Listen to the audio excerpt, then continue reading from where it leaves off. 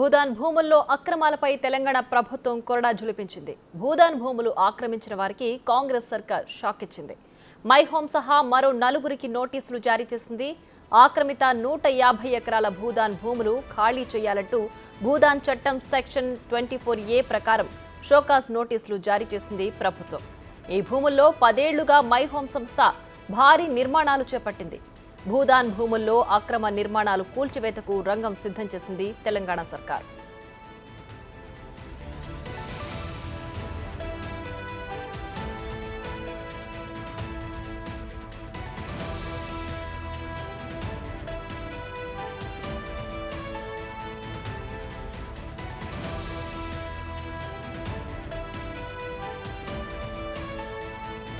హుజూర్నగర్ మెళ్ల చెరువు గ్రామ పంచాయతీ పరిధిలో భూదాన్ భూమి ఆక్రమించుకుని సిమెంట్ ఫ్యాక్టరీ నిర్మించారని ఆరోపణలున్నాయి.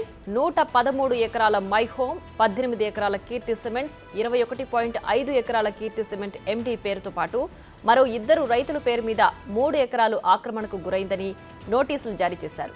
దీనిపై ఈ నెల 16న సీసీఎల్ఏకు హాజరు కావాల్సిందిగా ప్రభుత్వం ఆదేశాలిచ్చింది. సర్వే నంబర్ 1057లోని 160 ఎకరాల్లో 150 ఎకరాల భూదాన్ భూములు ఆక్రమణకు గురైనట్లు ప్రభుత్వం గుర్తించింది.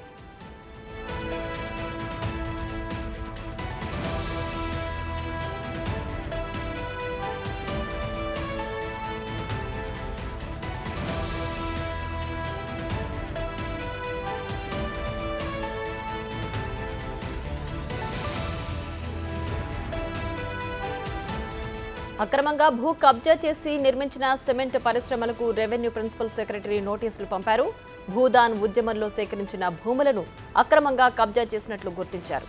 మైహోమ్ సిమెంట్ పరిశ్రమకు నోటీసులు జారీ చేశారు. ఆక్రమించిన 150 ఎకరాల భూదాన్ భూములు ఖాళీ చేయాలంటూ షోకాజ్ నోటీసులు పంపించారు. మైహోమ్ సహా మరో 4గురికి రెవెన్యూ ప్రిన్సిపల్ సెక్రటరీ నోటీసులు జారీ చేశారు.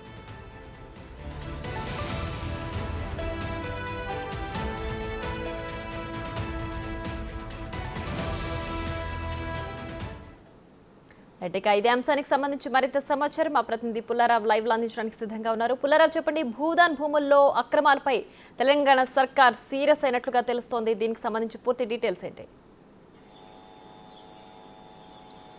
ప్రియా, తెలంగాణ రాష్ట్రంలో కొలుస్తున్నటువంటి కాంగ్రెస్ ప్రభుత్వం ఎవరైతే ప్రభుత్వానికి సంబంధించిన భూములను ఆక్రమించుకుంటున్నారో ఆ ఆక్రమించినటువంటి అక్రమదారులను మొత్తం పూర్తి స్థాయిలో వెలుగు తీసుకొచ్చేసి వాళ్ళ యొక్క భూములను స్వాధీనం చేసుకోవాలని చెప్పి నిర్ణయించుకోవడం జరిగింది. దానిలో భాగంగానే సూర్యాపేట జిల్లా మెలచెరువు మండలం మహిళంలో సిమెంట్ సంబంధించేసి ఇక్కడ ఉన్నటువంటి భూదాన్ భూములను ఆక్రమించాలని చెప్పేసి కూడా ప్రభుత్వం గుర్తించడం జరిగింది. దాదాపు ఇక్కడ ఉన్నటువంటి భూములలో 150 ఎకరాల పైన భూమిని కూడా మహిళం సిమెంట్స్ ఫ్యాక్టరీ వారు ఆక్రమించారని చెప్పేసి ప్రభుత్వం గుర్తు చేసేసి ఆ యొక్క ఆక్రమించినటువంటి ఆ యొక్క భూములు వెంటనే ఖాళీ చేయాలని చెప్పేసి కూడా నోటీసులు జారీ చేసిన సందర్భం అవుతుంది. దీనికి సంబంధించేసి రెవెన్యూ శాఖ ప్రిన్సిపల్ సెక్రటరీగా ఉన్నటువంటి నవీన్ మిట్టల్ మాత్రం ఆదేశాలు జారీ చేసిన సందర్భం జరుగుతుందని చెప్పవచ్చు.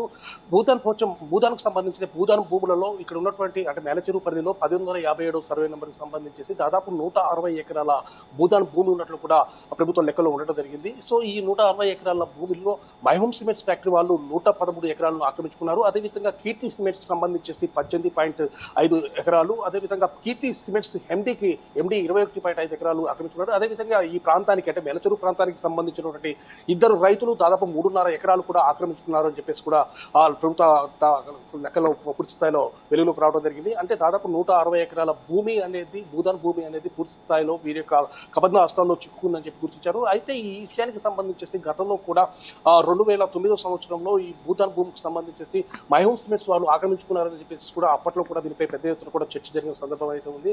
సో ఈ సందర్భంగా ఈ విషయానికి సంబంధించేసి ఒక కథనం కూడా బయటకు వచ్చిన తర్వాత లోకాయుక్త ఈ యొక్క విషయాన్ని పరిగణలోకి తీసుకొని సుమోటోగా కేసు స్వీకరించుకోవడం జరిగింది. స్వీకరించిన తర్వాత ఇక్కడ ఉన్నటువంటి రెవెన్యూ అధికారులకు కూడా ఆదేశాలు జారీ చేయడం. ఎందుకంటే ఇక్కడ ఉన్నటువంటి భూదాన్ భూములను ఈ మైహోమ్ సిమెంట్స్ వారు ఆక్రమించుకున్నారు, దాని విషయాలు పూర్తి స్థాయిలో నిజాలు వెలుగులో తీయండి అని చెప్పేసి కూడా ఆదేశాలు జారీ చేసిన సందర్భం అవుతుంది. ఎప్పుడైతే లోకాయుక్త సుమోటోగా స్వీకరించేసి ఈ యొక్క భూములు ఎవరైతే ఆక్రమించుకున్నారో వాటిని వెలుగు బయట వాళ్ళ దగ్గర నుంచి తీసుకుని రావాలని చెప్పి ఆదేశాలు జారీ చేసిన దానికి సంబంధించి అప్పుడు ఉన్నటువంటి కలెక్టర్ అదేవిధంగా రెవెన్యూ అధికారులు కూడా ఇక్కడ మహా సిమెంట్స్ ఫ్యాక్టరీ వాళ్ళకు కూడా మైమూమ్ సిమెంట్స్ కూడా వాళ్ళు నోటీసులు జారీ చేసిన తర్వాత వీరు దానికి సంబంధించి వివరణ కూడా ఇచ్చుకున్నారు. ఈ భూములకు సంబంధించేసి మేము భూదాన్ భూములను ఎక్కడ మాత్రము తీసుకోలేదు, మేము రైతుల దగ్గర నుంచి కొనుగోలు చేశామని చెప్పడం జరిగింది. కాకపోతే దాంట్లో ఉన్నటువంటి ఆ విషయాలు మొత్తము వాళ్ళు నమ్మకానికి కొన్ని విషయాలు కూడా చెప్పడం జరిగింది. మేము భూములను కొనుగోలు చేశాము, దీనికి సంబంధించిన పట్టాలు కూడా మా దగ్గర ఉన్నాయని చెప్పారు. కాకపోతే ఈ విషయానికి సంబంధించేసి ప్రభుత్వం కూడా కొన్ని విషయాలు కూడా అప్పట్లో తీసుకురావడం జరిగింది. ఎందుకంటే ఈ భూములు అనేవి భూదాన్ భూములను 1960-1970 సంవత్సరంలో అప్పుడు ఉన్నటువంటి రైతుల కోసం అని చెప్పేసి భూదాన్ భూముల కింద వాళ్ళకు ఇవ్వడం జరిగింది. దాన్ని అమ్మటం కానీ కొనటం కానీ ఎవరు కూడా చేయకూడదు.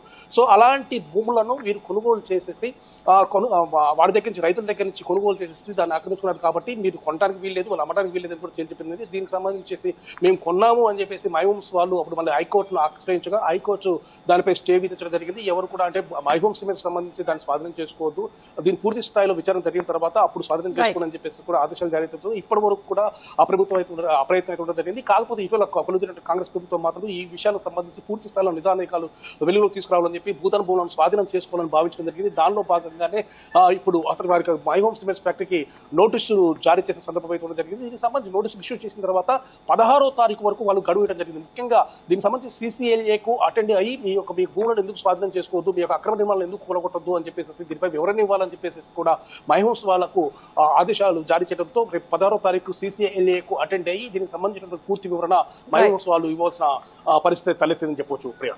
Right Pullarao, thanks for the updates.